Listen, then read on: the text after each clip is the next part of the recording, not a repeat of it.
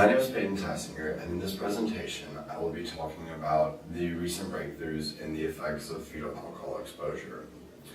It is a common understanding that there are exclusively negative impacts that are detrimental to development and could potentially cause fetal alcohol spectrum disorder. First, I would like to talk about research in Finland. These rats were exposed throughout pregnancy to a high dosage of alcohol, roughly 10%.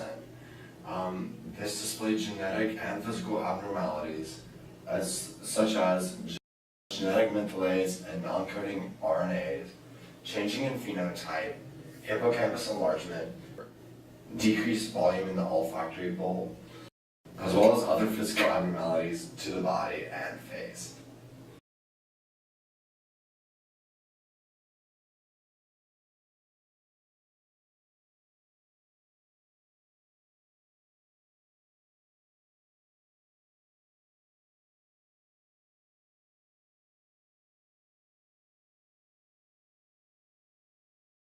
There were also very notable changes in brain chemistry and structure. There were behavioral changes such as emotional instability, hyperactivity, distractibility, shorter attention span, and lower IQ.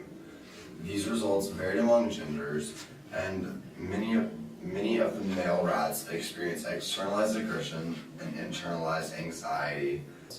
Inversely, certain forms of this exposure, typically lower doses, resulted in hyperlocomotion, improvement in spatial memory, and many other things.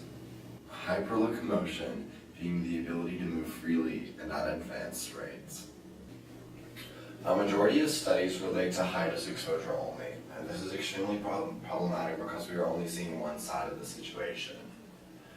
A recent study at Yerson College in Wilmington, Massachusetts exposed fetal outbred rats to trace amounts of alcohol at voluntary consumption for 5 hours daily, and this was around 5% ethanol alcohol.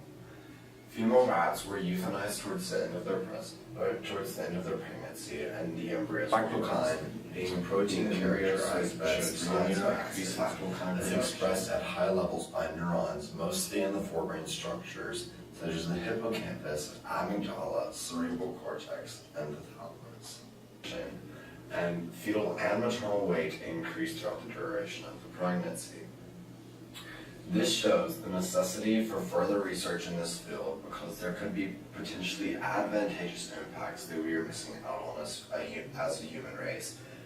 And this just raises many questions and many risks, and we need to continue research in this field.